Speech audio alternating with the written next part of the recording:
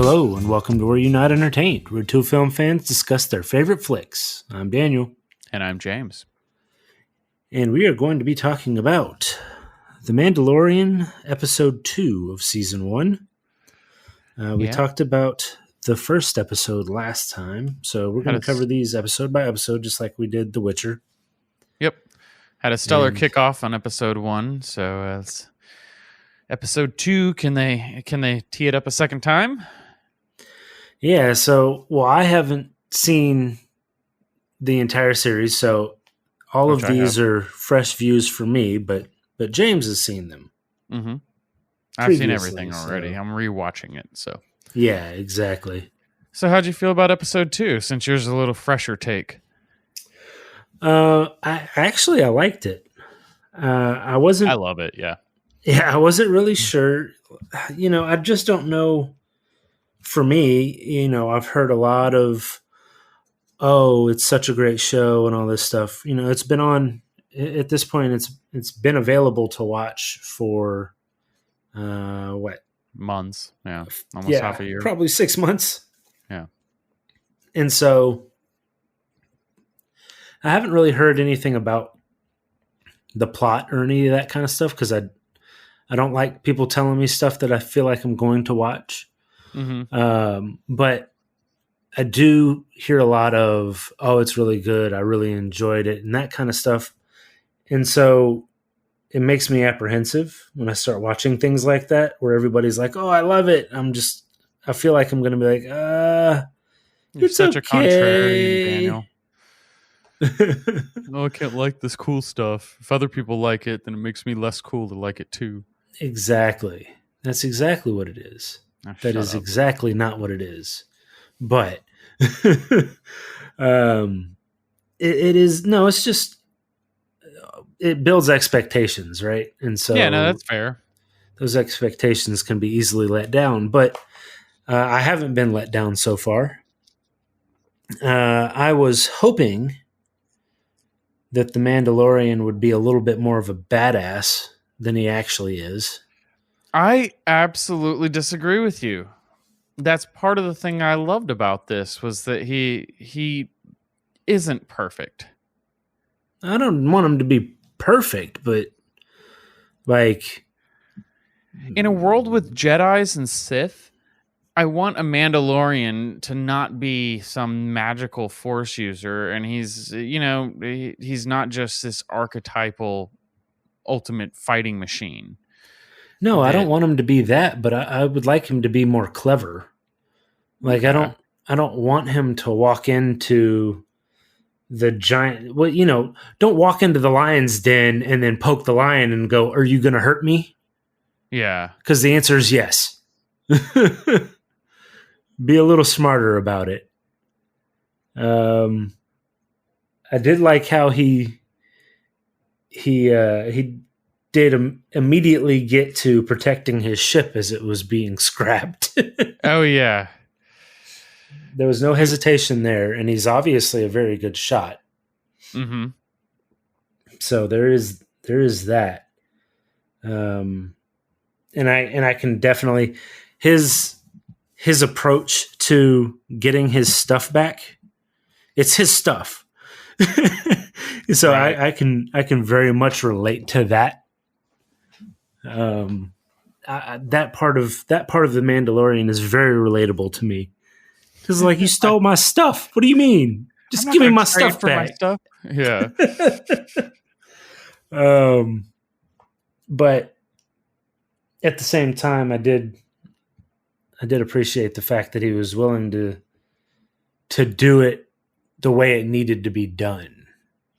Right. Right. To go through the process, even if the process was crap. It's not all about being fair all the time. No, absolutely not. I thought it was cool. We got a glimpse of, I guess, I don't know. I'm just going to call him Baby Yoda. Yeah. Baby Yoda's powers. The child is what he's called, or Baby Yoda is what everybody in the world calls him other showrunners. there's been nothing to actually indicate that is Yoda. So It's I'm not. No, no, really no, no. Okay. To be clear, this takes place between episode episode 6 and 7 is when it's supposed to take place. okay. And so the between the end of the original trilogy and the new ones. Right. And so Yoda is definitely already dead. This is a Yoda creature, but we don't know what Yoda's race is actually called. What his people are. Right. We know that there's in the extended universe at least a few of them, but they're very rare. They're always super powerful in the Force, and we don't know. And they live hundreds of years old. But that's about all we know about Yoda's species. So maybe it's just one of them, and he's just reincarnated over and over again. That is definitely a thought that I and other people on the internet have had. Okay, well, I've had it too. So screw you, Yeah. internet. I had it independently of the internet. I really loved the Force tease in the beginning when his arm is cut. And when he's injured, and you see the child like get out of his crib and walk up, and you can tell that he's about to like touch him and possibly try to heal him. Right. That's what it looks like. And then they sum that up in one episode. One of the things that I love about this and is the fact that each of the 2 first episodes are totally independent and still connected. There's the through line of the mission for getting the child, but then there's also they have their own subplots. I mean, the first one was kind of that video game complete the quest thing, and then this one was you're coming back from the fetch quest with the item and all the shenanigans you get in on the way back, and trying to repair a ship so he can get off planet. And they have these like contained feelings to where you could just sit down and watch episode 2 of The Mandalorian, kind of like you could pop into a comic book. Right. And read a single comic book. And yes, there's a bigger overarching story, but it doesn't mean that you can't enjoy that snippet of the story because it's self-contained in its own narrative. Yeah. No, that does seem very true. Episodic is what I was looking for. Yes, it is. It is very episodic. You don't, at this point anyway, you wouldn't have had to, at this point, in the second one, you wouldn't have had to watch the first one to watch the second one. But obviously but it helps. 30 minutes long. You probably should have. Yeah, you should probably just sit down and do that. But no, I do think you are correct. There's the fact that you have to kind of catch up with this character existed previously. They've had a conversation before, that kind of deal. Mm-hmm. But other than that, it does stand alone. Yeah. It is, I guess I kind of had that when I was kind of younger. You can't ever really start with like the first comic book, right? Right. Spider-Man episode 1. Good luck. It's worth $1 million. The real episode 1. Yeah, they'll like rename Spider-Man episode 1 like every 6 years, but right. It still has tons of backstory that are from previous comics. Exactly. So the fact that this kind of has that same ability where you can pick up an episode in the middle of, I'm assuming in the middle of the series. We'll see as time goes, but still be interested in it and not just be totally lost. Like, I have no idea who any of these people are and they're not explaining anything. Mm-hmm. So, and while that may be the case at times, if you do watch a random episode, but they do a good job of still making it not matter to enjoy the story that's in front of you. Right. Yeah. It seems like they can get you invested in the characters enough. Mm-hmm. Just in the short snippets. Exactly. This one I enjoyed because it was a lot funnier than the first one. The first one had some really cool dramatic elements and some great action scenes, and it had its fair share of humor, but this one was a lot funnier.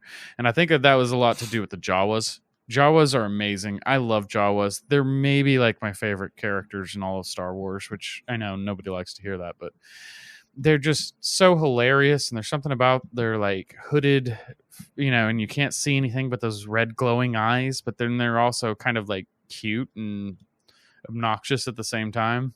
Yeah. I've always liked Jawas. I don't want to deal with Jawas, but I like watching. I like watching other people deal with Jawas. Okay, I'll buy that. Because the Jawas are like, they're just a pain. They honestly, that is all they are. They're put here to cause you pain. So they're have fun with that.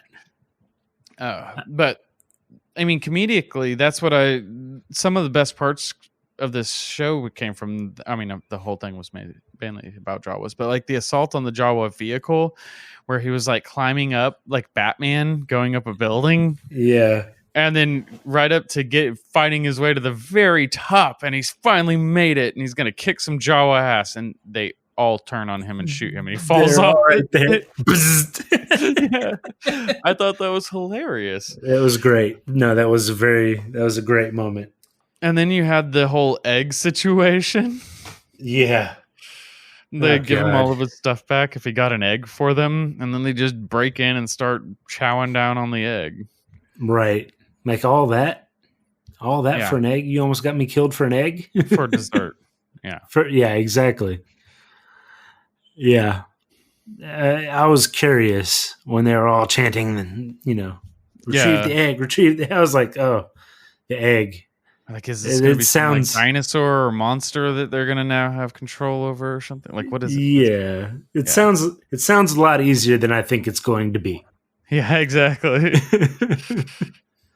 And it was. And I do love how he put that thing down with one stab to the neck. That was pretty dope. Yeah, and we're kind of skirting around the whole big reveal, which was the whole Baby Yoda using the Force powers to lift a giant rhinoceros. Yeah, that was a thing. That was the big reveal of this entire episode.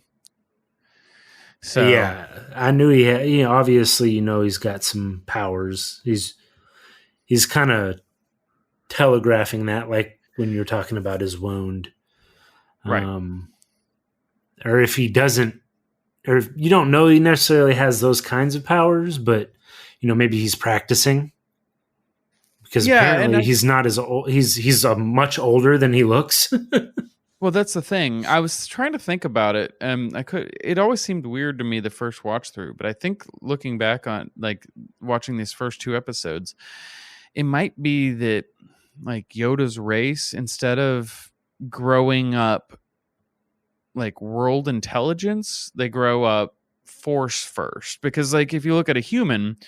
Humans, it tends to be that as you grow up, you get more powerful in the Force if you focus on it. Right. But world knowledge and how to speak and act like an adult and take care of yourself and stuff like that, those are what you kind of are intrinsically taught. And maybe it's just the opposite for Yoda's species, where they learn to take care of themselves through the Force first, and that learning languages and stuff like that could be secondary to them. Because, I mean, Yoda does speak as though like English or Common or whatever they call the language that they're speaking is a second language to him, at least. Yeah, that is very true. The way he phrases things. Never really thought of that. But that does make sense. That could definitely be the case. And maybe I'm just filling in plot holes for the writers. Maybe so. Yeah. But there are at least plot holes that make sense. Yeah. He also did eat an entire live frog. Yeah. I really enjoyed that. Yeah. Don't touch that. Spit that out. Whatever. Yeah. Now, I did want to throw out there real quick that when he ended up shooting the rhinoceros with his little grappling hook. Yes. And like he tried to stand up and kind of ski in the mud. Yeah. The moment that I saw that, I was like, I live in the South. I am surprised that that's not a thing yet. It probably is.